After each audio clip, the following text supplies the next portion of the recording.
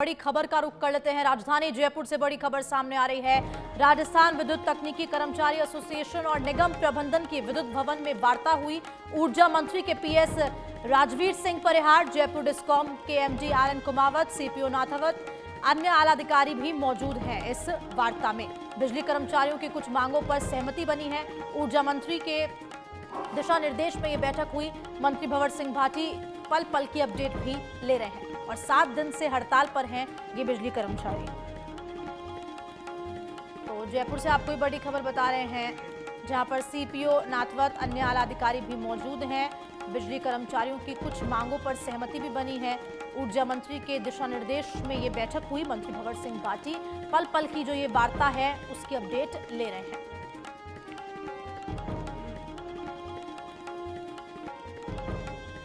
राजधानी जयपुर से आपको ये बड़ी खबर बता रहे हैं, जहां पर बिजली कर्मचारियों की कुछ मांगों पर सहमति बन गई है और ऊर्जा मंत्री के दिशा निर्देश में ये बैठक आयोजित की गई, जहां पर पल पल की अपडेट भी वो ले रहे हैं। और 7 दिन से ये हड़ताल पर बिजली कर्मचारी चल रहे थे। सुनील हमारे साथ फोन लाइन पे जुड़ चुके हैं। सुनील, क्या कुछ जानकारी इस पूरी हड़ताल को लेकर, कुछ मांगे क्या क्या थी जिन पे सहमति बन गई है?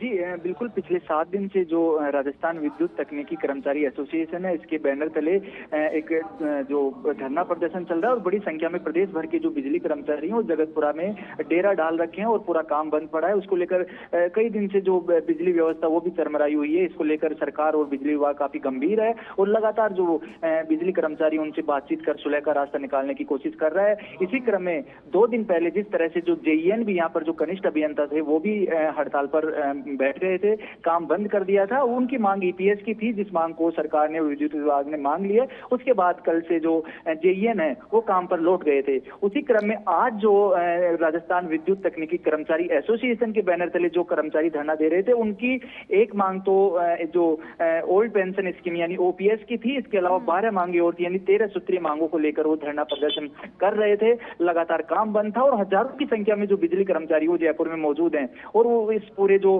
दबाव को देखते हुए आज विद्युत भवन में रविवार होने के बाद भी, जिस तरह से आज अवकाश रहता है उसके बाद भी जो प्रतिनिधि मंडल है, जो बिजली कर्मचारियों का जो संगठन है, उनको विद्युत भवन में बुलाया गया। वहां पर बातचीत की गई, वार्ता की गई और सुलह का रास्ता निकालने की कोशिश की गई। वहां पर जो ओपीएस, उस मांग पर सहमति बनी है। इसके अलावा एक आध मांग और है, क्योंकि अभी वार्ता पूरी नहीं हुई है, बाहर नहीं निकले हैं बिजली कर्मचारी, तो जो प्रतिनिधि मंडल है तो अभी स्पष्ट नहीं कह सकते। लेकिन जो ओपीएस को लेकर खबर, जो सूत्रों के अनुसार खबर आई है कि उसमें सहमति बन गई है और जो मांग है उन पर अभी बातचीत चल रही है, चर्चा चल रही है। हालांकि इस पूरी चर्चा से जो ऊर्जा मंत्री भंवर सिंह भाटी हैं वो मौजूद नहीं रह सके। हालांकि फोन पर लगातार पल पल की अपडेट ले रहे हैं, क्योंकि जिस तरह से जो कांग्रेस के वरिष्ठ नेता जो रामेश्वर डूडी की जो तबीयत नासाज है, तो वो उनसे मिलने एसएमएस अस्पताल में पहुंचे हुए हैं। ऐसे में जो उनके जो सलाहकार हैं, जो पीएस हैं, वो डूडी के वहां पर मौजूद है। इसके अलावा जयपुर डिस्कॉम की जो प्रबंधक है आरएन कुमावत वहां पर मौजूद है और लगातार जो बिजली कर्मचारी उनकी मांगों को लेकर वहां पर बातचीत की जा रही है। हालांकि अभी जो 7 दिन से हड़ताल पर बैठे हैं और लगातार उनको काम पर लौटने की अपील की जा रही है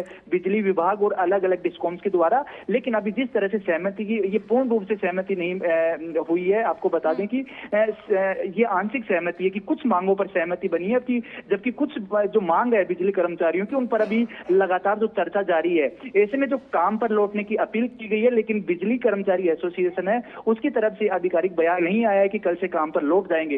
हालांकि जो बिजली विभाग है, विद्युत विभाग है और इसके अलावा जो डिस्कॉम है, उन्होंने एक नोटिस जारी कर दिया जो तमाम हड़ताल पर बैठे हैं कर्मचारी कि कल से काम पर लौट जाएं, नहीं तो उनके खिलाफ कार्रवाई हो सकती है। क्योंकि जिस तरह से जो बिजली सेवा है वो जरूरी सेवाओं में आता है और अगर जरूरी सेवा